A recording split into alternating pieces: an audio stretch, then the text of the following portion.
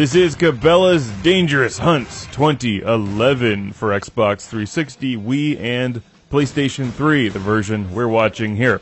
I'm playing this with the Top Shot Elite, the Cabela's gun, sniper rifle, assault rifle looking thing, which works quite well for this game. Also, the PS3 version works with the Move. I had a chance to play this game prior to release in the Cabela's Hunt Across America tour truck, and you can watch my videos of that. I got to play this on the 360 and the Wii. The PS3 and 360 versions feel identical.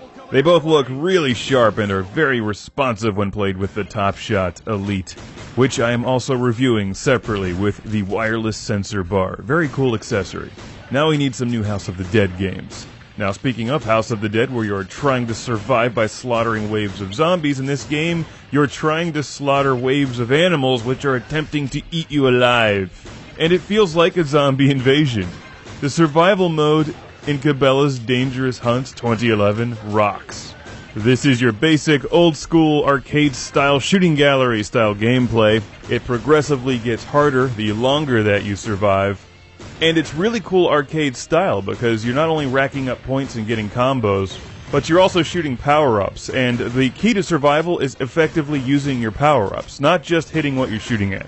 Time slowdown and unlimited ammo are critical to staying alive, as are health kits.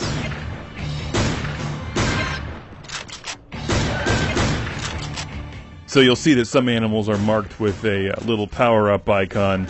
You want to shoot them and then use that power-up or score multiplier or health quickly, because you can't stockpile them. That's what makes it challenging. You have to try to get the power-up while also just staying alive. The survival mode is very cool, and there's several different levels, including Rhino Rampage, which sounds like an energy drink. And while they're video game representations of animals, this whole thing has a very zombie invasion style quality to it. So at no point does it feel even remotely realistic.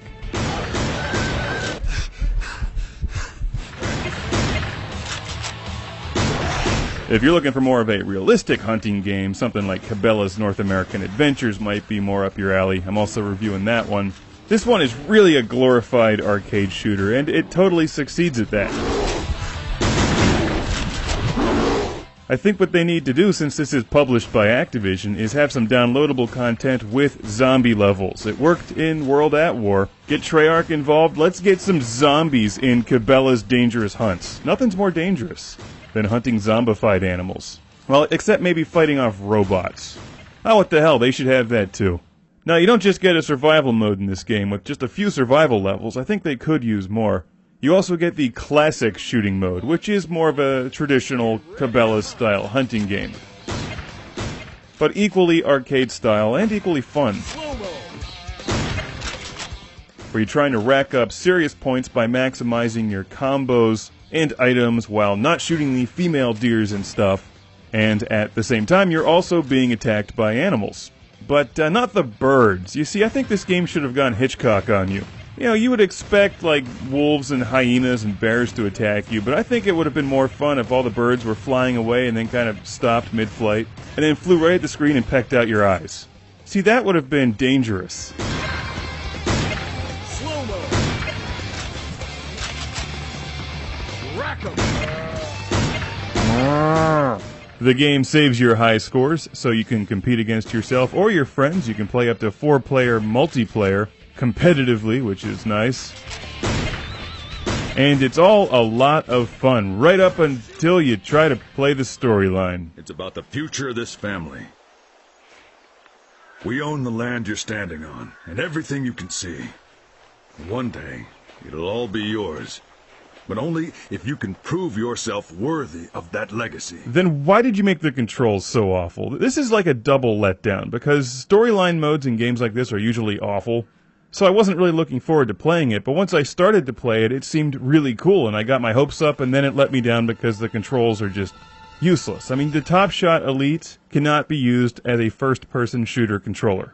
So it's beyond me why this very nice-looking adventure storyline mode was not made into shooter on rails gameplay.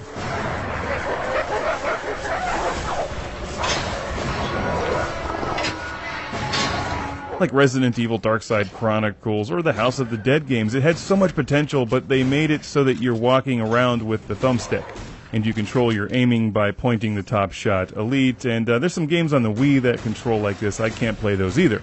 When the enemies start surrounding you and flanking you, you really can't maneuver or look around fast enough to actually shoot them.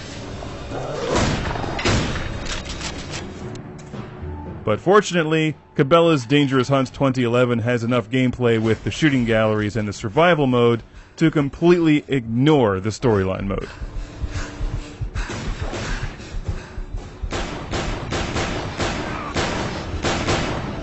It totally has the potential to be fun if you could just play it with the regular PS3 controller, so I hope they have a patch that allows you to do that. Then it would be awesome, but as far as I'm concerned, you don't buy these games for a storyline mode, you buy them for the shooting gallery and the survival mode. And that is where Cabela's Dangerous Hunts 2011, when played with the very effective Top Shot Elite, succeeds completely.